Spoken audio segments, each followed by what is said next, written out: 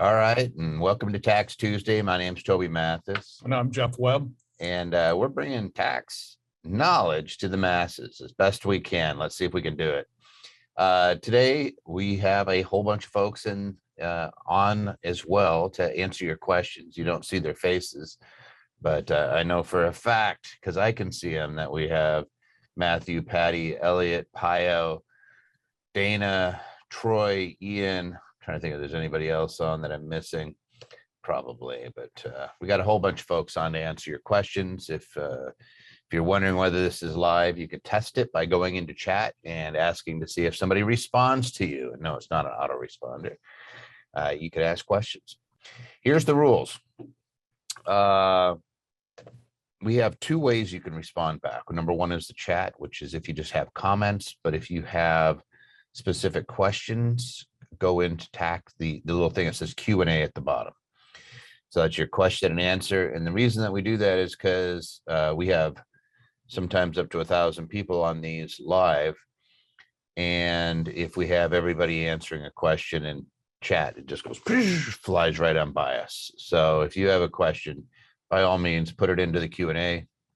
If you have questions during the week, go to Tax Tuesday to Anderson Advisors. That's where we pull our questions, which we'll be going over today. That's where we grab. We usually grab between 10 and 15 of them every week or every 2 weeks. And for every session that we do a Tax Tuesday, we will go over those. And that's what we do because believe it or not, a lot of those questions create more questions. And they become good learning experiences. This is fast, fun, and educational. We try to give back because we know that it's no fun to ask a question of your tax person and have them bill you $300, $400, $500 an hour, sometimes even more. It's crazy. Lots of good questions that are already popping in. I think that our guys will just be answering those. I just submitted a capital gains question. We got to hear what you do is put it on in there, Arena, and our guys will get back to you while we're in here. So let's jump in. First off, here's the questions we're going to be going over today. What I like to do is read them, and then we will go over them one by one. So I like to go over all of them so you see what's coming up. And the reason that we do that is because we want you to see all the different questions so you can see what's relevant to you so you can stick on. If you see something that's awesome, if you're pressed for time, you can go back and watch the recording, but you know that it's going to get answered. So we always go through the opening questions during the session. All right, so let's start off. I have an LLC, but I want to know if I need one for each of my properties that are short-term rentals. So we'll answer that one here in a little bit.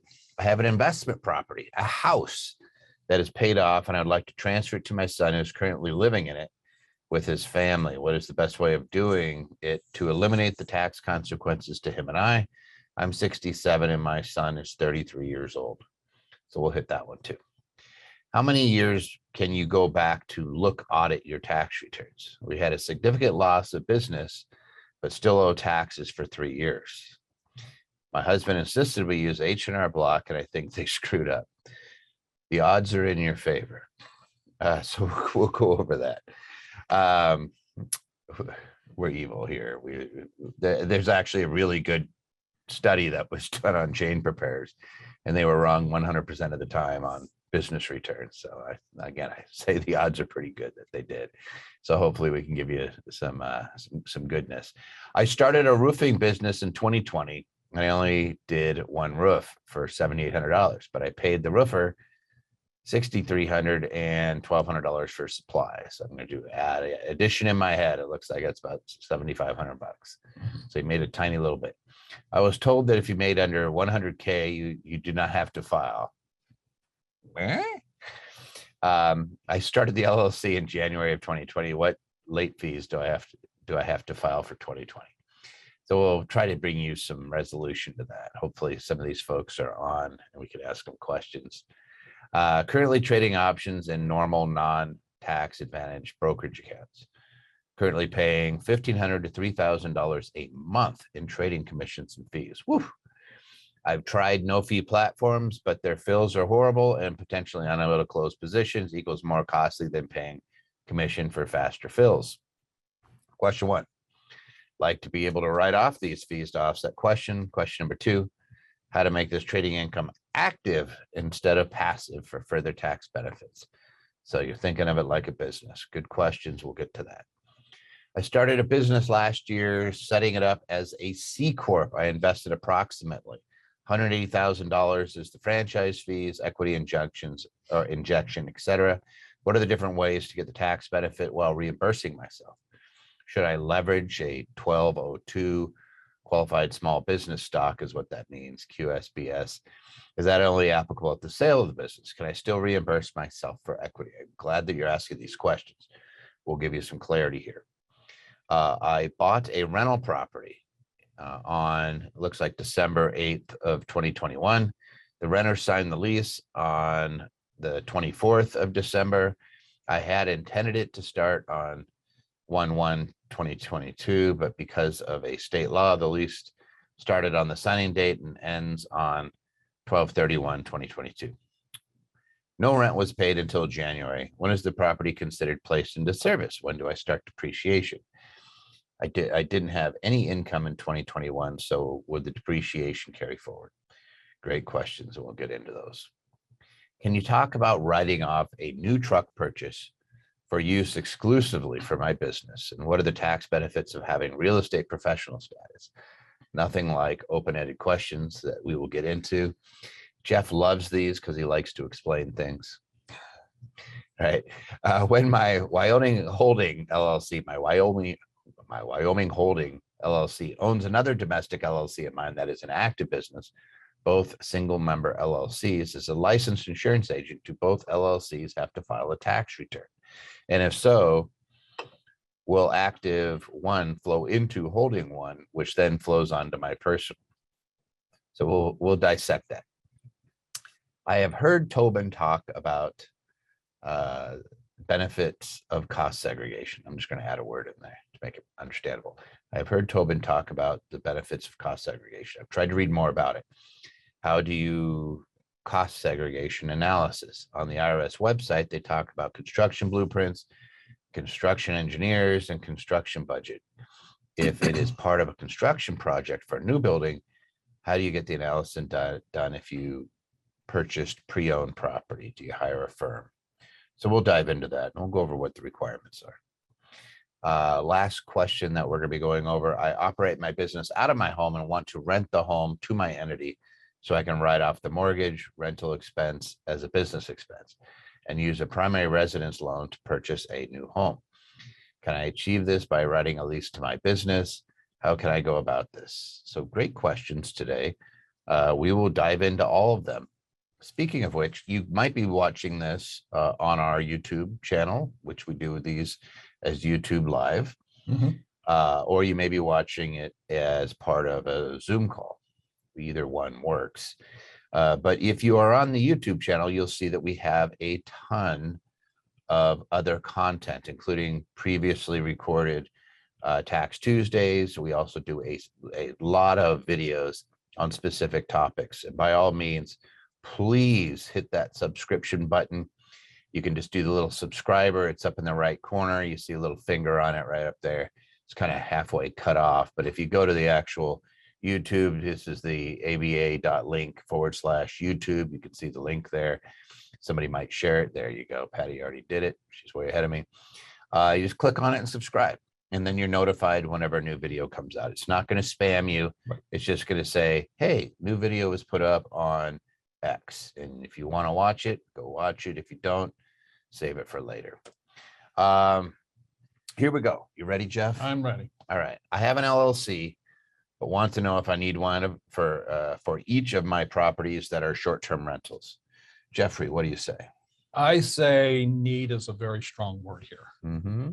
You don't need one for every short-term rental. If you can do it, I think it's a great idea to have one for every rental, but you don't have to have this. Yeah, I think that's fair. I think it depends on where you are in life. So here's what I would say.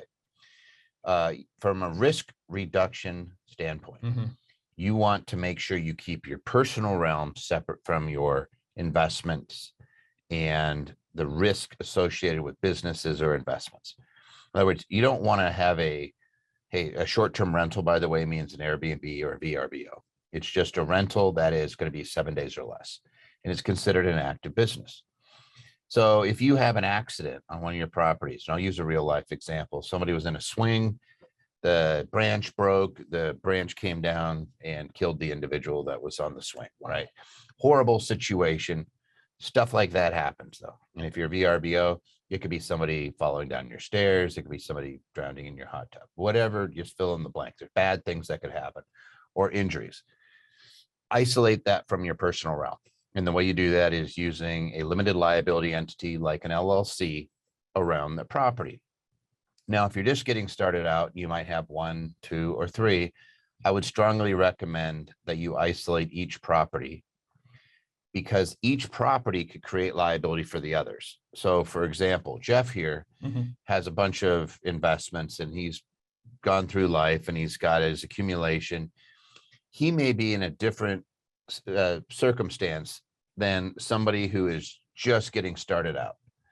Jeff could afford to lose a property or two, and it's probably not going to change his retirement. But if you're just getting started out, it could really suck if you have 2 properties and something happens on one and they take the other. Right. So for that person, I would say isolate them from each other. Best practice is to isolate your liabilities. But I'm not going to sit here and tell you if you have 100 properties to have 100 LLCs. It becomes a very different situation. If you have three properties, you might want to put an LLC around each one. If you have 300, you're probably going to be okay grouping them 20, 30 properties per LLC because you're like, hey, I'm not going to worry about it if I lose it. So how do you feel about, let's say I have property in California, 1 in Florida, and 1 in Massachusetts? I would isolate those. Isolate those. I think when it comes to them being in separate states, you probably want the LLCs to be in those specific states. And you could have them all flow up into a holding Yeah. so that you have one tax return, federal tax return. You might have a state tax return, which is easy to do. But let's just say that you have separate LLCs in different states. And now you know, hey, this is the worst that's going to happen is they take the stuff in that state. Yeah. What you don't want is to find yourself getting sued over and over and over again because of an occurrence on one piece of property. And I've actually seen it. One of my things that opened my eyes was I had a client, this is 25 years ago, and she was in a course and she said she had already gone through it. She lost 15 pieces of property. And she said it was like dominoes. She had a liability occurrence on one, and they ended up going through and taking everything, including her personal residence. Anybody tells you that they can't take your personal residence, it's a state by state issue. And in some states, there's literally like $10,000 of protection. Once that liability has happened, anything you do after that's a fraudulent conveyance, they can undo it. But for the most part, they just start bulldozing right on through all your stuff. So you just isolate it. It's not hard, really simple. That's what we do at our firm day in and day out. And so best practice, I would say the best practice is to have your properties isolated. If there's too many properties, you don't want to isolate it, at least strip the equity out so that if somebody sues you, they're going after a smaller target. In other words, if there's debt against it and you take the cash out and put it someplace else, at least that's safe. And just, again, just make sure you're doing so with your eyes open. Yeah, you don't want to get caught with, I got $1 million property in Malibu, $1 million property in Destin Beach, and I got $100,000 property in Dayton, Ohio, all in the same LLC. Something happens to the Dayton property and I lose everything else. And that's exactly what could happen. And as we've seen over the last 2 or 3 years, we've had really high appreciation. Now, I'll just tell you, you're going to hear a lot of things on the news about the cooling or the crash or the bubble that's going to burst. Here's the thing. This isn't a typical 2020, 2008, where we're overbuilt and we have too much inventory and there's liar loans out there and people can't afford it. We have really low unemployment. People are servicing their debt. Yes, affordability is going down and it's going to cool the market, which means stuff that would have flown off the shelves, now people are going to have to stop and go, oh, it's getting a little more expensive, and maybe they're not as bidding wars. I don't see the market crashing as a result. This was self-inflicted wounds. We created what, $7 trillion of debt, of our debt, in about a year and a half. It took us 215 years to reach $7 trillion of debt. the first 7 trillion. And then we just did it again in a little bit over a year. We are printing money like crazy, which is causing inflation. That's a self-inflicted wound. The Fed is going to try to stop it, but it's not normal inflation. We did this. This isn't market forces doing it. It's supply chain because we shut down because we had a pandemic. It's we devalued things because we printed so much money. It's not the economy that did it. This is us doing it to ourselves. And all the raising of all the debt in the world's not going to necessarily change that. We're going to just have to wait this one out. But, regardless, you want to make sure that you've seen massive increases in appreciation.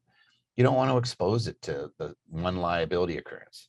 You've had this big run up, properties, some of them doubling in value, tripling in value. And all of a sudden you don't realize you have all this beautiful equity in there. And all it takes is a robust plaintiff's lawyer getting a hold of a good set of facts, and they'll try to separate you from all that appreciation. You don't want to. You will not appreciate the separation from your appreciation. All right, Jeff, I have an investment property, a house. I like that they put that in there. That is paid off, and I would like to transfer it to my son, who is currently living in it with his family. What is the best way of doing it to eliminate the tax consequences to him and I? I'm 67 and my son is 33 years old. What say you? Well, there are 3 ways to do this. 1, you could sell it outright to him. 2, you could gift it to him. He would take it over at your cost basis. In other words, your investment in that property. Or 3, you could kind of do a combination of both. You could gift part of it, and you could sell it for a discounted value. Now, the gifting has no tax consequences whatsoever unless that property is worth more than $12 million. What Jeff's referring to is you have an exclusion for transferring an estate to somebody if you die. Yeah. And that same amount can be used for gifting during your lifetime. So what is it, 12.050 or something like that? Or Yeah, I think 080? it's 12. 12 million and some change. Yeah. So it's 12 million bucks. What Jeff's basically saying quite correctly is you could probably just give the house to your kid and you don't have to worry about it. Yeah, if you're not looking to get anything out of it and you just want to provide your son with a house, just gift it to him. You will have to do an appraisal on the house and you will have to file a gift tax return. But here comes the miserable asset protection attorney who's seen a million of these things go sideways. You said son and his family. Are you okay if son and family become son and ex-wife, and that ex-wife may take your house? And that's the question that you have to ask yourself. So it's like, hey, I want to give this. Is there any chance you're going to need it? You're 67, which means there's a look back period for Medicaid of what, 5 years? 5 years. Is this going to cause you to need assistance that all of a sudden this could be a sticky wicket? So what I would do if it's me, unless you have a really good reason not to, I'd probably do this on you just carry a note and sell it to him. It's going to step up his basis. And then if you don't want to get paid, like you could just gift that money back. So sell it at fair market value, say, hey, pay me this, but you don't have to get paid. What you could do is say, all right, I'm just going to gift those payments to you and you're going to have a tax consequences to it. Chances are it's not going to be horrific because every year, in theory, you should be charging them rent anyway. I don't know how the IRS would probably look at that. They'd probably say that's a gift. If you have family members living in a property, they just treat it as a personal home. Yeah, that's right. With residents living. Yeah. It's just second home.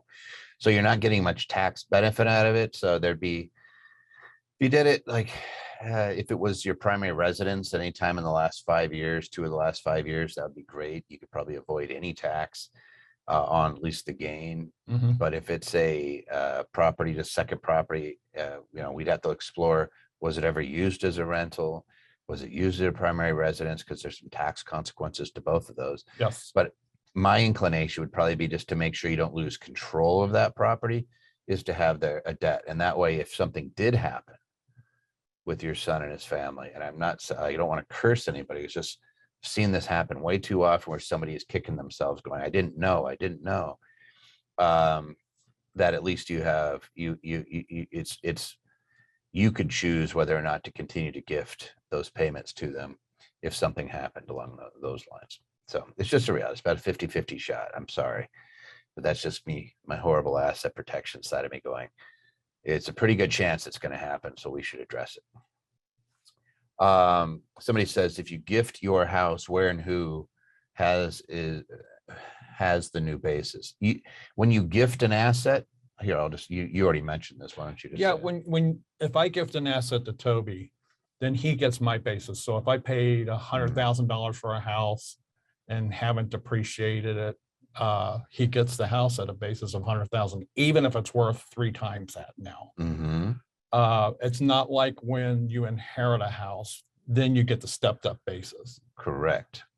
Right. So if you paid $50,000 for the house and it's worth 250, your son's basis would be 50,000, unless you sell it to him.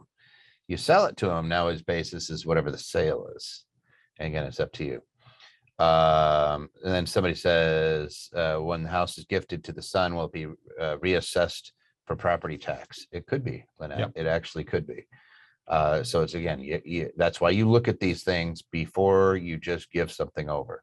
I'm not a big fan of gifting assets over to kids.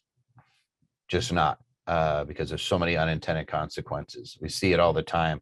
Certain cultures, especially, you'll see it oftentimes given to eldest son, and eldest son may have some liabilities lurking. And I've seen that more often, like more than once. So I'm what not gonna about hit what this. what about just holding on to the asset and just letting them live there I don't know. and bequeathing that house to them? You could do that too. That's, we should talk about that just for 2 seconds. The benefit of dying and leaving an asset to somebody is the step up in basis. So he's living in the house. You just say, hey, just stay in the house. You can just live here. That's great. Your son might be saying, hey, but I really want to own it, which you give him an option. Hey, you can buy it at this, at some point in the future. But if something happens to you,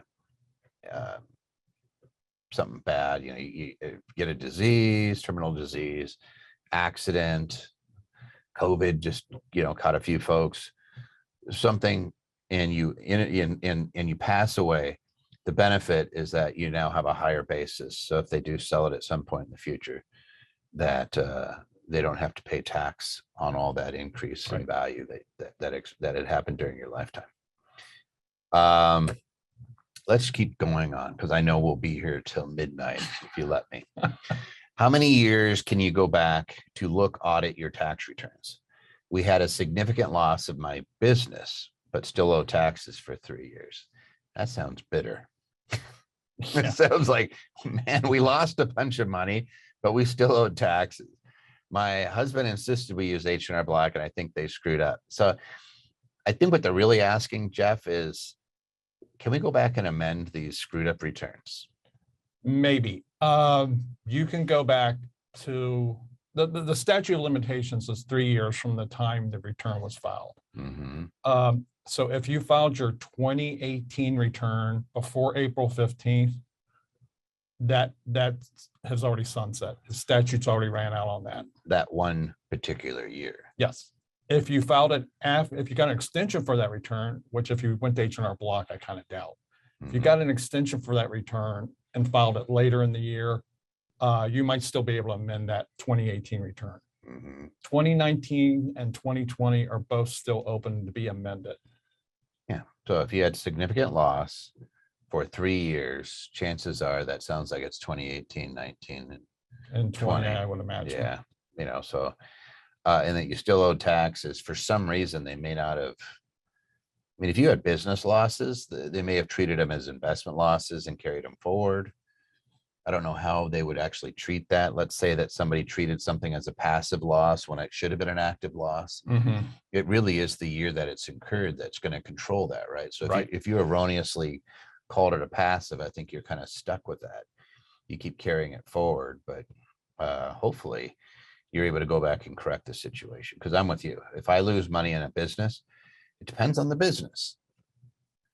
Because a C corp is different than an S corp, is different than a partnership, is different than a sole proprietorship as to how that's treated on your personal return. I want to make sure and go back. Can't you amend after statute if you're able to reduce tax liability if they owe? No. Bridget, no. Unfortunately, that statute of limitations is for both you and the service. The service can open it up and go back 7 years if you have a significant reduction of tax. I think it's 10 years for fraud, or is it forever for fraud? That's a good question. I was thinking it was 6 years or 7 years, but for a frivolous return, I think they can go back forever. You can go back if it's an intentional situation. They don't have a statute. If it's otherwise, you're looking at that 3 years, and it's for both you guys. So let's say I'm able to amend 18, 19, 20, and I got net operating losses on my tax return now. Now I can go back and amend earlier years to use that loss in previous years where I may have had income and reduce the income there. What you're pointing out is that during COVID, they had the 5-year look back where you could take it back to all the way to 2015. So if you amended your 2020, in theory, you could go back and carry it all the way back and start offsetting 2015. Yeah. Right. And then you don't have to worry about a statute because you're carrying back a loss. And as long as you incurred that loss. So there, glimmer of hope. And this is why you use guys like Jeff, who's really, really smart. He's CPA for about 78 years. Give or take. Give or take. Give or take. Yeah, Jeff's been a CPA a long time. I'm just a tax lawyer. I'm just dumb. I don't do returns. How do we hire you right now? You can't, Giggy. Because we're completely tied up. What you do is put yourself on our list, because after the tax season, after October 15th, we're going to open and take in new clients on tax. Otherwise, this sounds weird because you don't hear many companies do this, but we're at capacity for this tax year. We're not going to bring anybody in because it would do a disservice to those people that we have currently in our hopper, because we are at max capacity. Our guys are working their katushes off 24/7. Yeah, I mean, if you're in the situation where you need these returns a minute, go find a local CPA to take care of this for you. And it's worth the paying the fees. You could still come in, like we still answer tax questions as part of our platinum service. Yes. And you could still do that, but we're not going to prepare the return. We just can't. We just have, we already took our obligation. I mean, we can look in Giggy, reach out. We will take care of you. And make sure that we point you in the right direction. And there are some folks that we do work with. You know, we have other associates around the country that we can point you to if we're not able to do it. All right. I started a roofing business in 2020, and I only did one roof. It's quite the business. I snark, but I paid the roofers. So like what you did is you were the middleman, and you got a little bit of money. You made $300. I was told that if I made under 100K, you would not have to file. Is there a statute? I wish there was. Yeah, no, that does not exist unless it's you individually. And what they're thinking of is, hey, if you make less than $12,000, you're probably getting it wiped out with the standard exclusion. What is it? 12,000. 12.8. Yeah, something like that. It's I should look at my little cheat sheets. It's almost 13,000 as an individual that you can make and not pay any tax. So that might be what you're thinking of.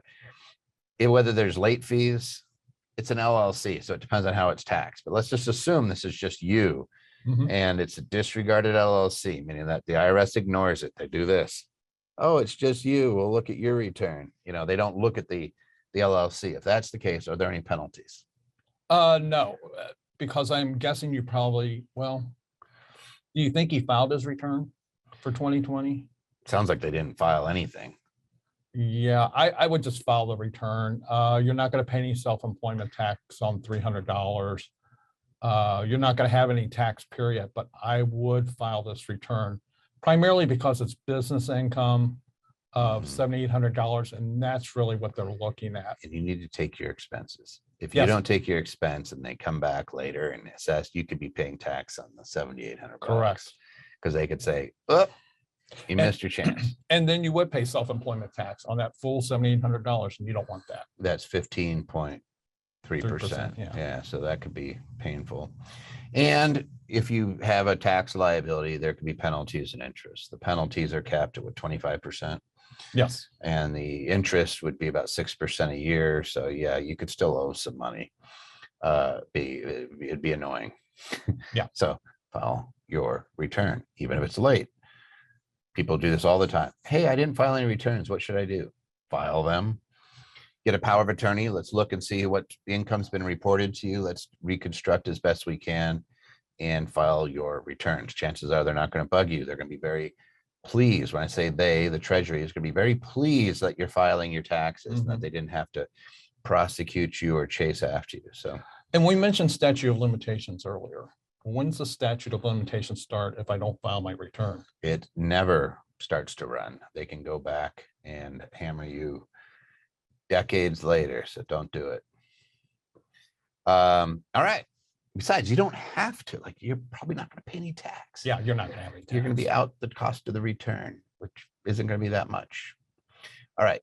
Currently trading options, or learn to do tax returns yourself. Spend some time on it's a small amount. You have cost of goods sold. You paid somebody else to do it. That's actually not cost of goods sold. That's technically you paid somebody else to do it. So you have that.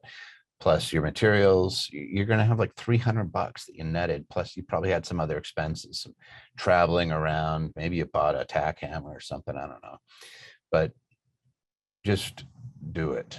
Worst case scenario, you spend some time on it and you don't have, then you can sleep at night.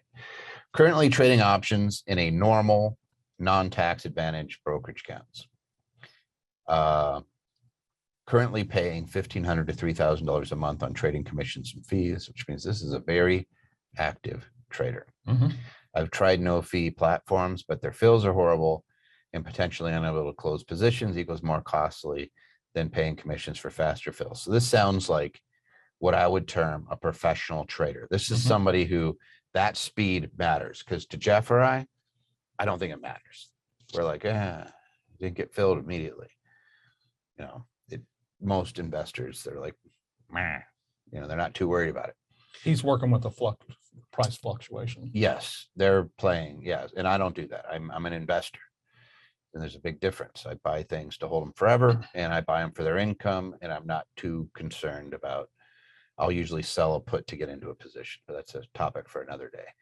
And then I'll get called out on that eventually and forced to buy it. That's great. Or I just get to keep the money from the put, and then I don't have to do anything with it. And I do it again the next month. But some people are trading these fluctuations in the market. Very tough to do. But if that's you, you're in a different category than everybody else. And we'll go over that in a second. Question one. Like to be able to write off these fees to offset income. So how are commissions and fees generally treated? Generally, well, commissions you're probably already deducting because they should be included in your cost basis and proceeds. 100%. Are the fees included in that too? The fees are not. The fees are usually listed separately. They are not deductible to you in any way, shape, or form in your current format. So basically what Jeff's saying is there's two sides to this. There's, hey, I'm paying a commission where I could avoid all fees, like on Robinhood. I could just buy things, but then you're going to get hosed periodically, right? So here I might be paying $500 or $5 a trade or whatever. That gets added to your basis. If you create a loss as a result, now we have something to worry about, because that loss would be considered investment loss. Yep. And it would be considered capital loss, which would be limited on how much I could actually deduct. You can deduct up to 100% of it against your capital gains. But if you lose money in the market and then you have all these fees and you have a loss, you can use up to $3,000 against your other income, including your wages. And then you carry the rest forward. That's why people that lose money in the stock market, like right now, this market is causing people to bail. Those losses, chances are they're never going to get to take. They're just going to carry them forward until they ever get back in the market and make money.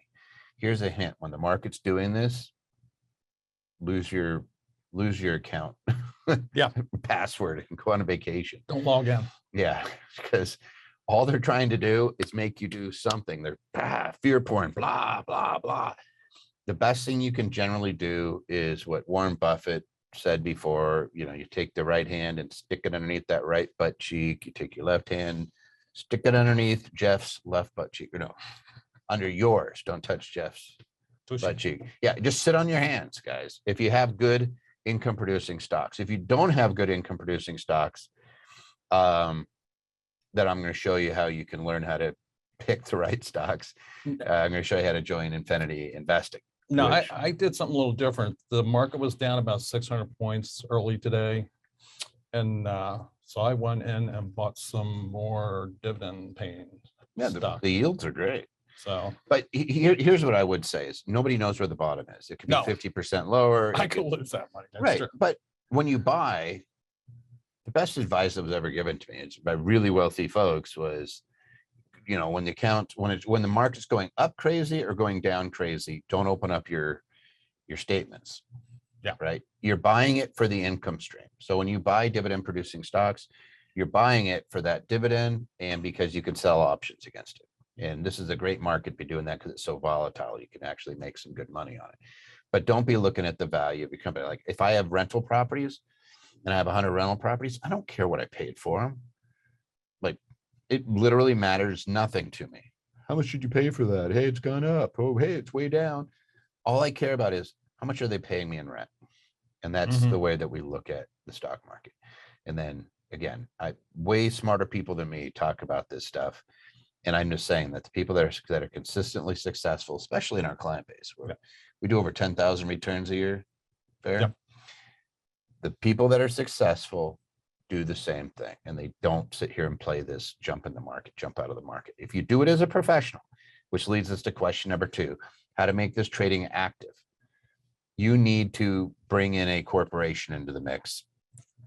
And what I would suggest is that you have a trading account sitting in an LLC. You're paying the fees anyway. Who cares? If you do this through a corporation, you have the corporation own 20%, 30%.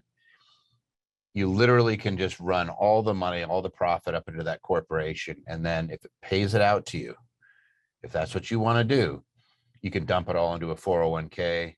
You can use it as active ordinary income. It's no longer going to be investment income. Yeah. So I mentioned earlier that you cannot deduct these fees. However, your corporation can, because it's managing the LLC for you, the trading partnership. Yeah. What I would say to you guys is go to the YouTube channel, and there are videos on how to set up an active trader business. Now, some of you guys are already saying there's something called trader status. Now, trader status, you can write things off, but you must do 2 things. Number 1, you have to qualify as a trader, which means I'm making money in a regular, continuous basis. It is substantial. It's really the way the courts have interpreted this. It's more than 750 trades a year, and it's how you make your living. And if you take more than 2 to 3 weeks off a year for vacation, or you miss out, I think that one court was saying essentially 75% of the trading days, you need to be trading.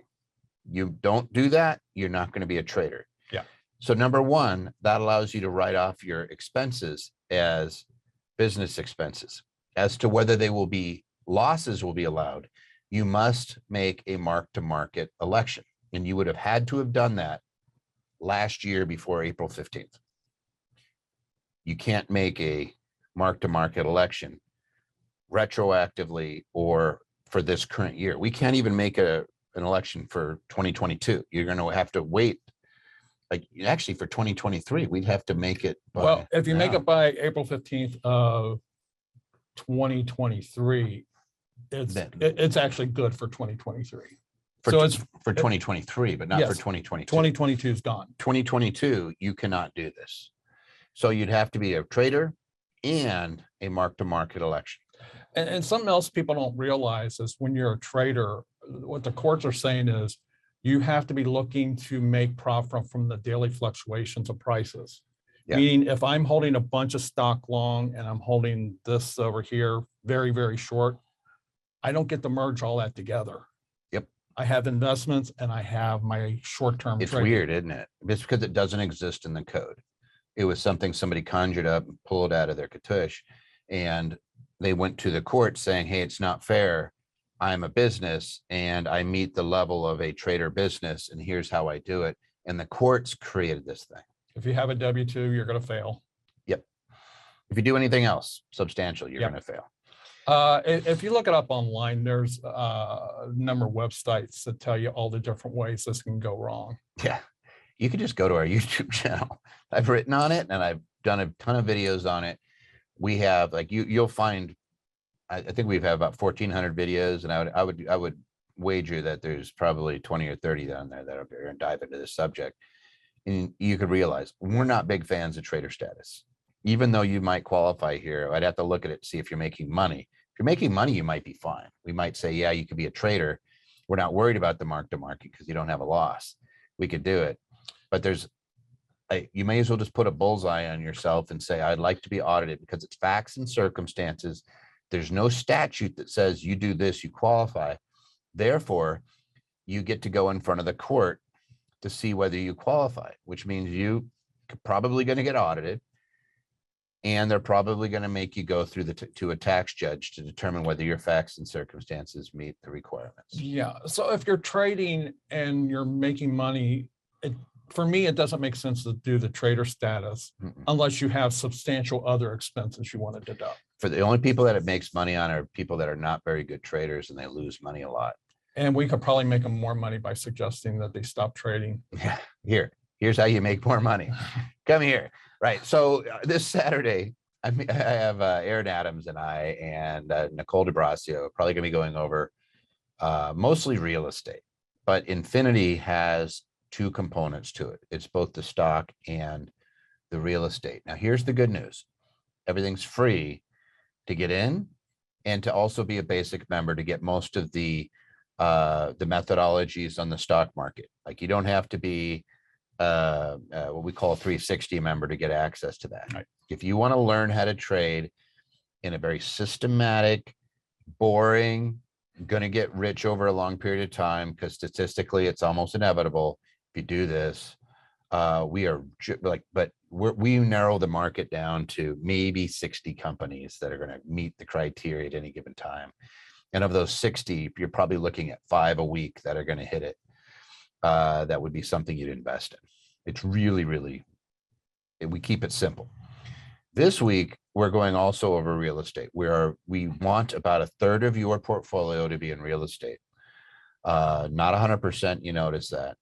About a third of it's going to be in income producing stocks, and about a third of it is managed investments of some kind, be it real estate or securities, and then 10% in cash or cash equivalents. So like we have a pretty simple methodology, but it works.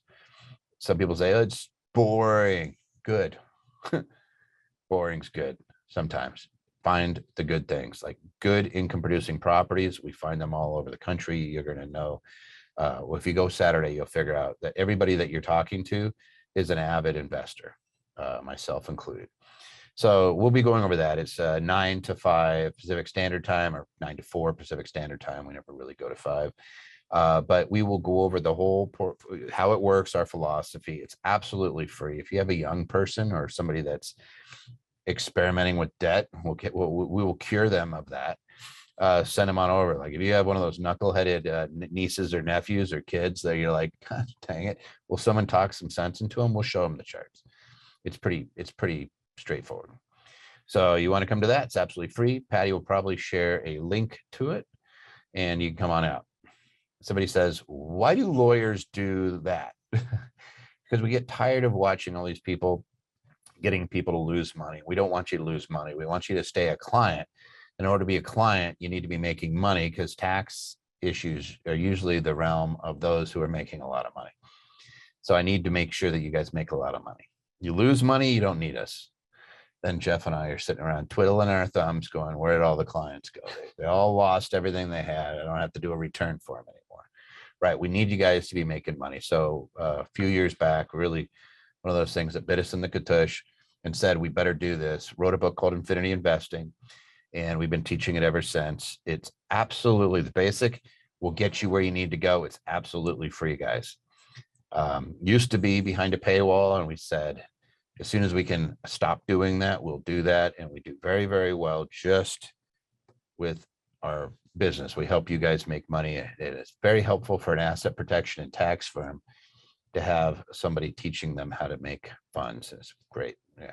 So I started a business last year, setting it up as a C Corp. I invested approximately $180,000 as franchise fees, equity, and checks. So it sounds like they probably got like a Quiznos or something.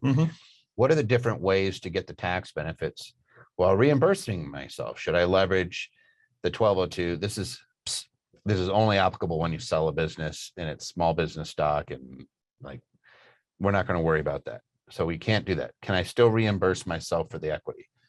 What do you think? First off, we would need to know how you invested your $180,000. There's two ways, right? Yeah, you can put it into, you could have bought stock, or you could have loaned the money to the corporation, or actually a combination of the two. But those are the two primary ways. So I would hope most of this $180,000 was in the form of a loan. You can repay that to yourself anytime you want. You could still give yourself the equity. Like if somebody goofed up and they said, hey, I'm going to put in $180,000 in exchange for shares, you can always, that's your basis. You could always redeem those and give yourself back the 180,000. I'd rather do what Jeff's saying, which is just loan it, fund the company with $10 and then loan it.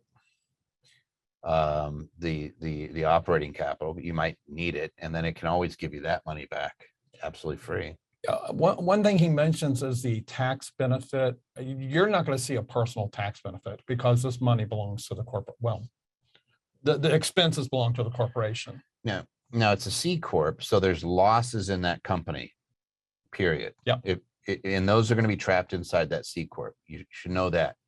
If you dissolve the C Corp, you can take up to 100,000 of it as a personal loss. Yes, if you're married. Right. If you bust at 180,000, it's not like you lose the 180,000. You'd get $100,000 loss, plus you'd lose the value, the capital loss on the stock, which is another $80,000. So if you put this in as a equity, hey, I paid $180,000 for my shares, you're going to get some tax relief on it. If you did this as a loan, then you really are in it for zero. The company may have $180,000 loss, but it has nothing to do with you. Yeah. Right. You don't get a benefit from that, but you can get your $180,000 back, and it should be paying you interest. If it's over $10,000, it's got to pay you federal AFR rates at a minimum. As an insider, probably around 3% right now. I don't know what they are. I think they've dropped quite a bit. They're back up now. Well, I think they were down to like 0.25% last year. They were really low, but the long term was, I thought it was closer to 2%. The long term, you might be. It's been all over the place.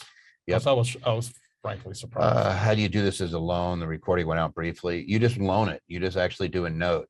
Here's $180,000. You're going to pay me back 3% interest plus the principal. It's a demand note. I'll tell you when to pay it, and then it should pay you the interest. If it can't pay you the interest, then it's an IOU, right? Hey, you owe me the money.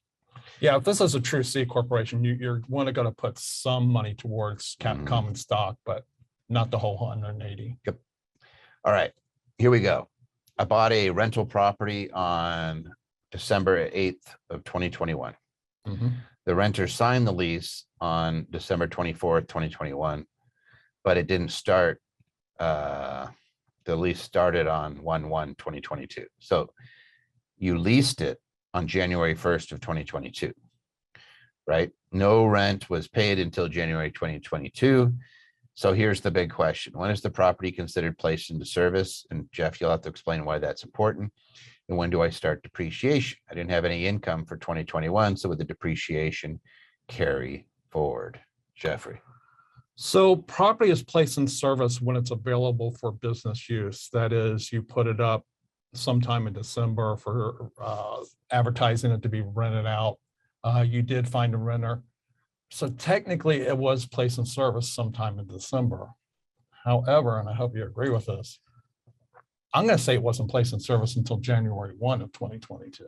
I would say that it was available for service, placed in service. It was Mhm. available for rent the day that he bought it.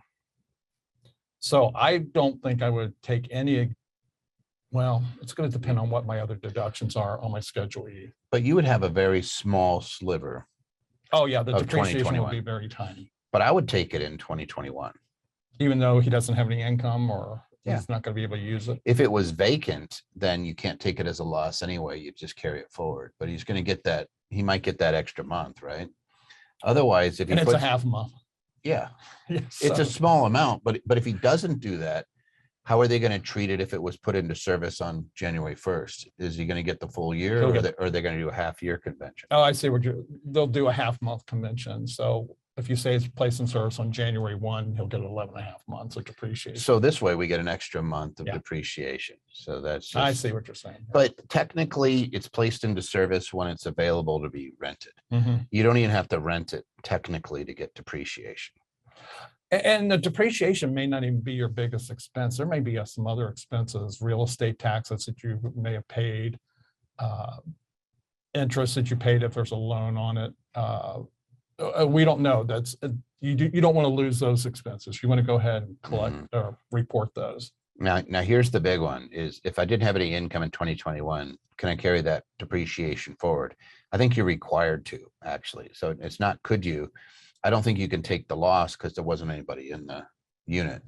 So I think you're sitting in a situation where you, unless I'm wrong, am I? Yeah, no, you could still take the loss. But if you're making more than $150,000 a year, you're not going to be able to take the loss. If you have a vacant unit, aren't you limited? No, because it was available for. Well, if it was available, then you'd be able to use that against your other passive income, unless Correct. you're a real estate professional, in which case, if you're a real estate professional, or if this is short-term rental, so it sounds like it's a year-long rental, so it's not. So the only thing would be, are you a real estate professional? That's not coming up in this fact pattern, so we're going to say no. You would use it to offset some of the other rents. Otherwise, you just carry it forward. Yeah, you don't lose it. But good questions. Always get interesting. Can you talk about writing off a new truck purchase for use exclusively for my business? And what are the tax benefits of having real estate professional status? So let's do number one. Can you talk about writing off a new truck purchase for use exclusively for my business? Well, I got to combine this with the second part of the question because they say real estate professional status. So if I'm buying a new truck and all I am is a real estate professional, I doubt that I'm going to have 100% business use for this vehicle. Well, they have, so let's just say this is construction. So this isn't an investor. So this is, let's say it's construction, real estate agent, fill in the blank. If you're out there and you wrote this question, maybe put in chat what you do. And it's used exclusively, which means 100%. If that's the case, then you're going to be underneath the, what is it, luxury vehicles, personal luxury vehicles. Yes. So the question is, can I write off my entire truck in year one? And it depends on the size of that truck, Correct. or whether it's the type of truck, big open back. I think the bed matters and things like that, whether it's going to qualify as equipment. If it qualifies as equipment, you can write off 100% of it. And it's just like any other equipment you purchase. Whether you put it in service for 1 day or 1 month or the whole year, you can write it all off. You can use bonus depreciation. You could actually use Section 179. The big issue is once you do that, we have to really that needs to be used exclusively for that business. Correct. It can't come over to you personally, and you can't really just get rid of it. It makes more sense if, as a real estate professional, if you have an apartment complex and you're buying a maintenance truck or something like that, it makes more sense to put it inside the company, inside the business.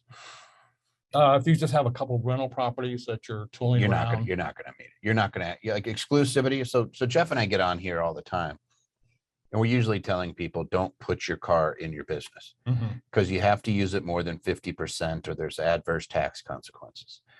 And if your company owns your truck and you start using it personally, it's a taxable event to you. It's the same as it giving you wages.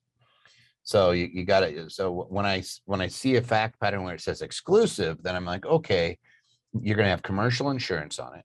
Yep.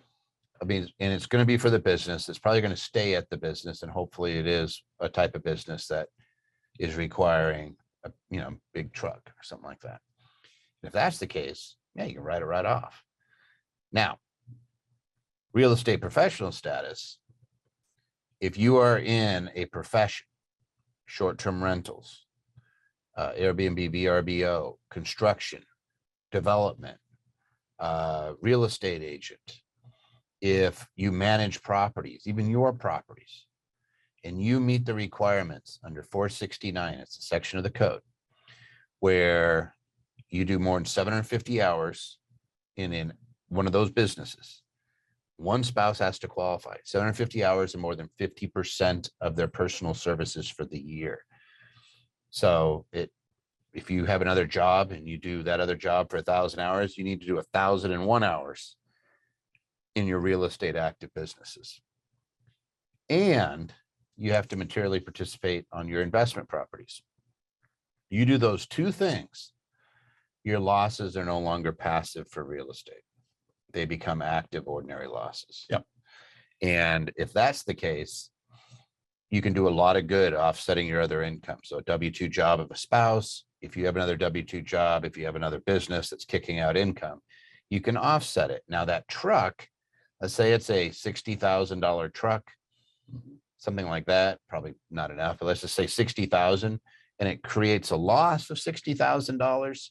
If you're a real estate professional, you could take that $60,000 loss and use it to offset your W-2 income or your spouse's W-2 income. Right. That's the benefit of real estate professional status. And you could take your depreciation and create losses. So same scenario as before, we had the person who put the property into service, you're depreciating that. Well, you have a bunch of properties, you can depreciate those and take those against your W-2 income, your spouse's W-2 income, and your other incomes. And I know we have a question coming up on this, but also if you're a real estate professional, cost segregation becomes a much bigger tool than if you're not. I think we have a question on cost seg, and we'll get into it there. But cost seg is a fancy way of saying, I'm not going to go with the wrong way that they have us do real estate. I'm going to do it the right way. And I'm going to write off all the components of that building that are not long-term assets, or, that are really equipment, like things like carpeting. That's not part of the structure. Why am I writing that off over 39 years or 27 and a half years? That's silly. Carpet doesn't last that long. But if you listen to most accountants, we're all going to, including us, like they're always going to go with the default, which is 27 and a half years. And that's actually the wrong way to do it. They just allow you to do it. The right way is to break all these components down, but it's complicated and you're going to need an engineer to do the study. People don't want to pay that. If you do it, it could be a huge win for you. Huge win. We've had properties that people bought for 1.3 million. I'm thinking of a RV park, and we had $1 million deduction in year one, and they financed it. They were in it for maybe 100,000. Yeah, you can end up with literally getting more taxes back than it costs you to buy the property if you do the cost segs right, and if you're a real estate professional. Somebody did ask a question going back a couple, and it said, hey, why would it make sense to do, from a tax perspective, to do a small amount of equity and then a loan versus doing it all as equity? From a tax standpoint, it's not a huge difference. In fact, in both cases, you could get the money back. It's just so much easier if you have a loan, because if you put in equity, then what I'm doing is the company's redeeming my shares, and then it's giving me back the money, and it's the same amount of money that I spent for the shares. So in theory, there's zero tax on it. But what you're really doing is funding you're funding the company. You're not really, when you put the money in, if you need the money back out, you're not really you're not buying the shares. Like if I bought Microsoft shares, I don't expect Microsoft to give me my money back and then lower my basis, right? But if I loan money to Microsoft, like I buy some shares and I say, hey, regardless of that, I know you need some money and I loan you money, then it can pay me back. And it can give me back whatever I loan it, tax-free, and then some interest. And so it's, sounds to me like the reality of the situation was that you wanted the money back. You were just funding it, but you needed that money back. So I would say it's more appropriate to treat that as a loan. Tax standpoint, it doesn't make that big of a difference. All right. When my Wyoming holding LLC owns another domestic LLC of mine that has active income.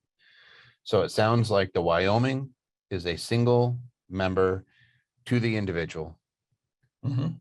And the other LLC is owned by the Wyoming LLC. So it's a single owner by the Wyoming. And one of these is a licensed insurance agent, which I'm kind of surprised that they would do as a subsidiary or as a single member LLC. But as long as they're happy that it's you, then you're good. Do both LLCs have to file a tax return?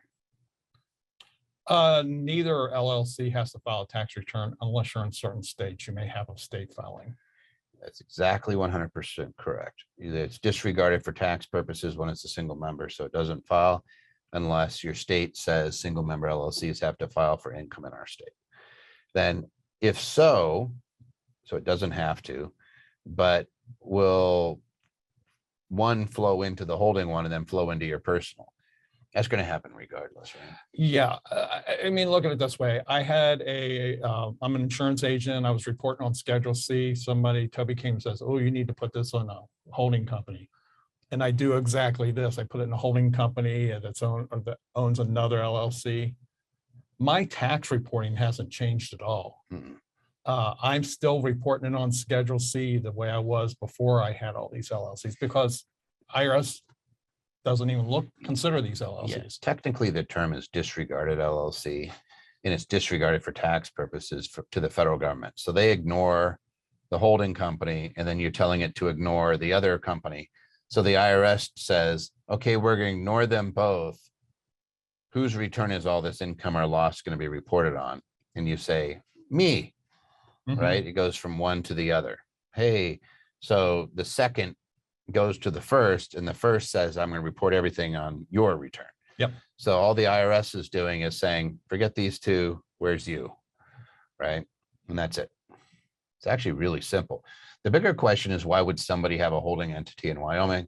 It's for asset protection purposes 99.9% of the time, because nobody can take away that Wyoming entity.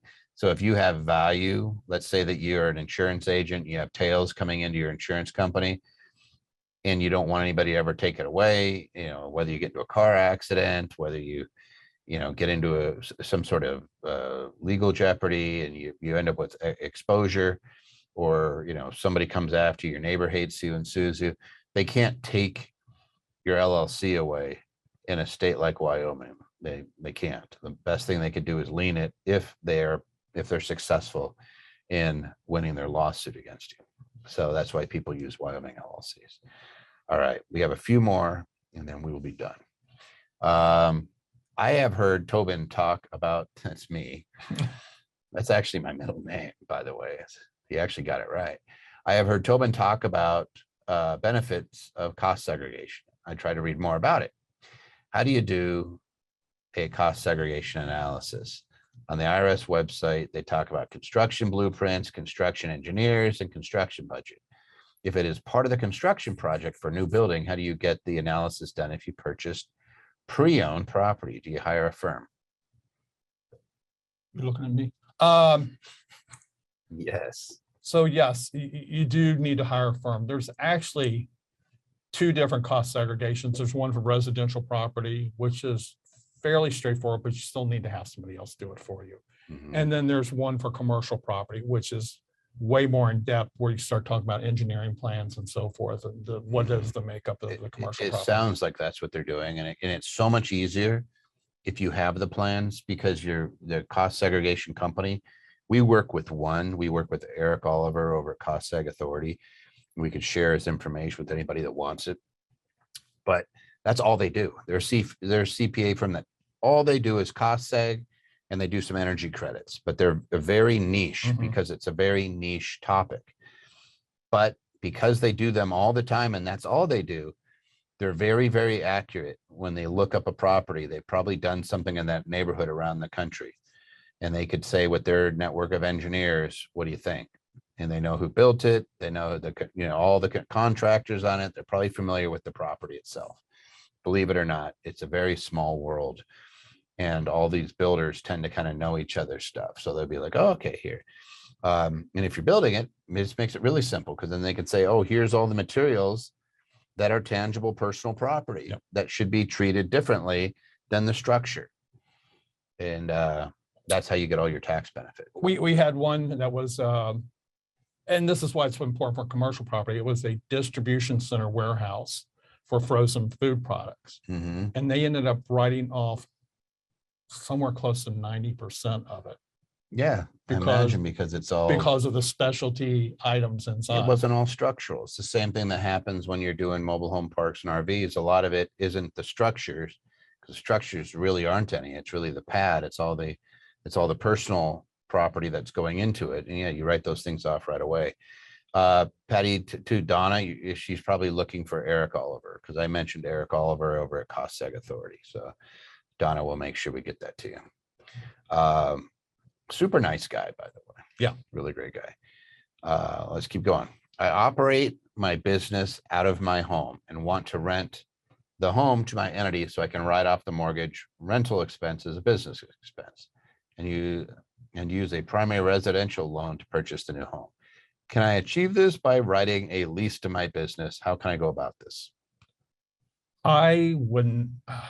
Now, is he converting his main home into a business property? It becomes investment property. I would never rent to your corporation. I would never rent your house out to a business.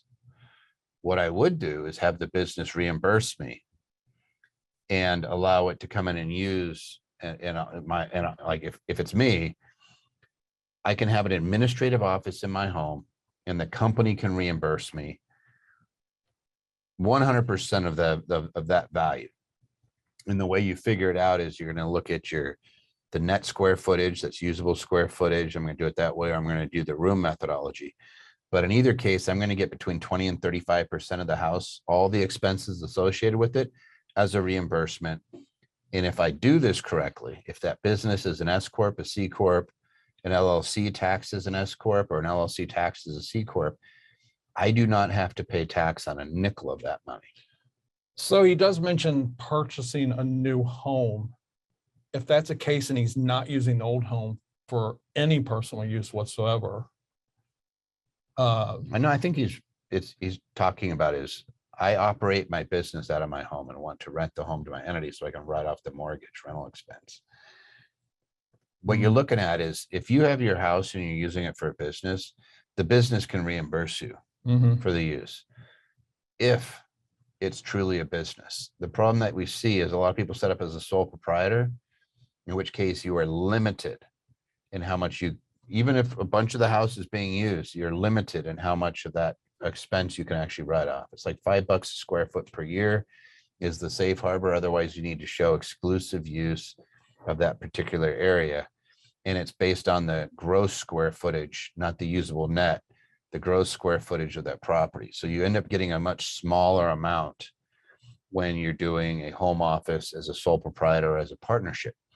If you're using the home and you're getting reimbursed as an employee of a company, and the company is reimbursing you for the use of your home, you can actually factor in the depreciation, you could factor in the property taxes, you can factor in even things like utilities and cleaners. You can add it all up. If it's an indirect expense, you can write off a portion of it. If it's a direct expense, like, hey, because I'm in this business in my home, I have to paint it a certain way and I have to put in shelves and I need equipment and I need a computer and a desk and all that stuff, the company can write off 100% of that. And it just reimburses you. So let's say we don't go the reimbursement route and I'm charging my corporation rent. if I live in that property for more than 15 days, more than 14 days, Mhm. my deductions from that property are going to be limited to the income I receive from my corporation. Absolutely. So I'm not going to get any And- benefit from it. And it's actually income.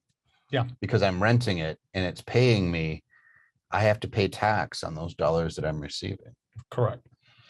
I would never do it. I wouldn't either. Yeah.